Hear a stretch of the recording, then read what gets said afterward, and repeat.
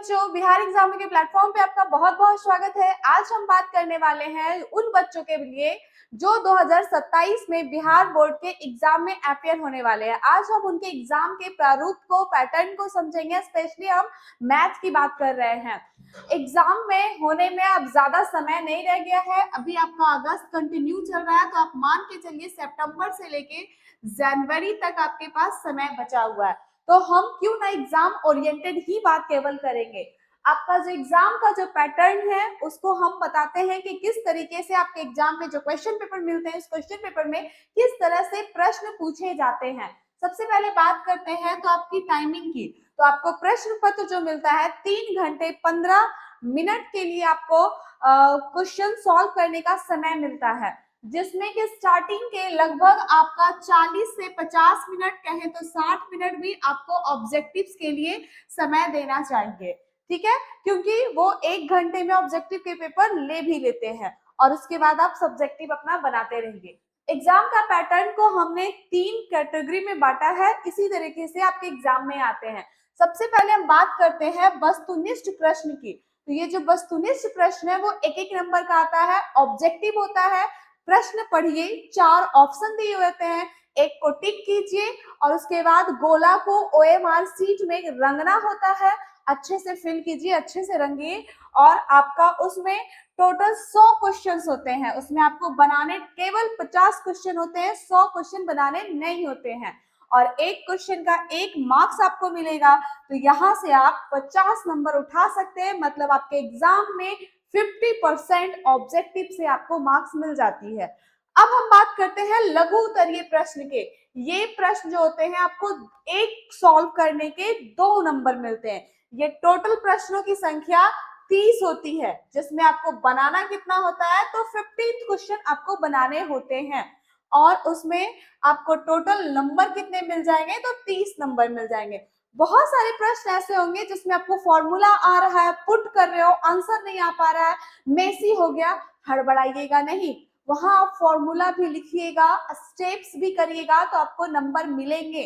ठीक है, क्योंकि ये 2 नंबर वाले प्रश्न और 5 नंबर वाले प्रश्न स्टेप मार्किंग होते हैं। तो आप आधा सही किए हो तब भी आपको मार्क्स मिलेंगे, फुल मार्क्स नहीं मिलेंगे पर मार्क्स मिलेंगे। अब हम बढ़ते हैं दीर्घ उत्तरीय प्रश्न की। ये टोटल आपका 5 नंबर दिलाता है, एक आप सही कर रहे हो तो 5 नंबर आपको मिल रहा है।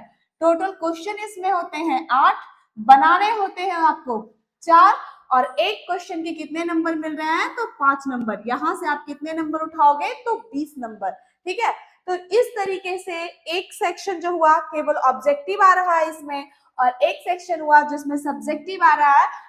एक आपका लघु उत्तरीय प्रश्न है, तो 2 नंबर में कुछ कम लिख के काम चल जाएगा और ये आपका थोड़ा ज्यादा लंबा बनाना होगा।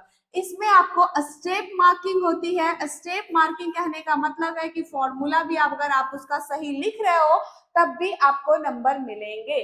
ठीक है, अब हम बात करते हैं कि ये जो 20 नंबर उठाया जाए वो आखिर कैसे उठाया जाए। अब हमारे पास समय नहीं बचा है, हमें सिर्फ एग्जाम में जैसे पैटर्न पे क्वेश्चन आते हैं उसी को देख के पढ़ाई करनी है। पूरी बुक रटने की कहानी अब जा चुकी है, समय जा चुका है।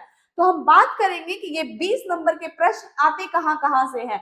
तो ये देखिए, आपका 20 नंबर का जो प्रश्न आ रहा है वो 2 चर वाले जो रैखिक समीकरण युग्म है उससे 100% है कि आपका एक क्वेश्चन 100% श्योर है कि एक क्वेश्चन ग्राफ से आएगा ही आएगा, 2 चर वाले रैखिक समीकरण युग्म वाले चैप्टर से।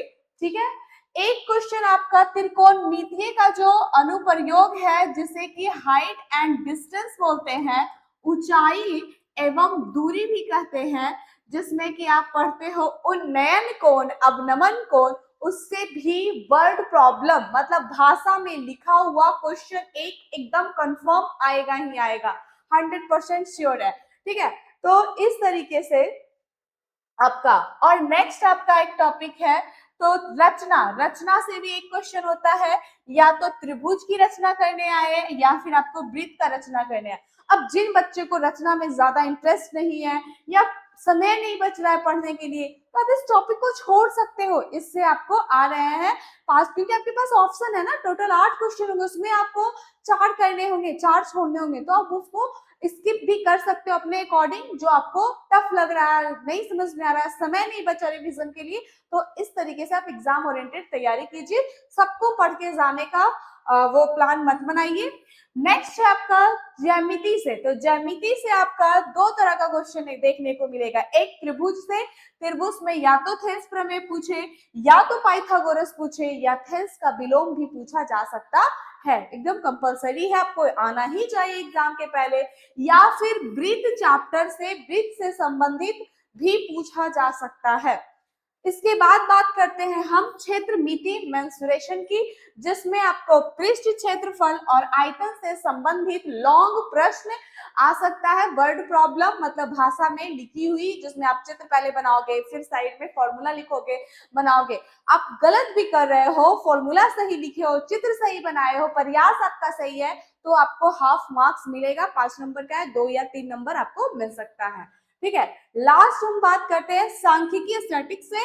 तो उससे आपको एक प्रश्न रहेगा, या तो माध्य से या फिर माध्यिका से, और ये भी बहुलक से। ये भी बड़ा इजी चैप्टर है आपको मार्क्स उठाने के लिए।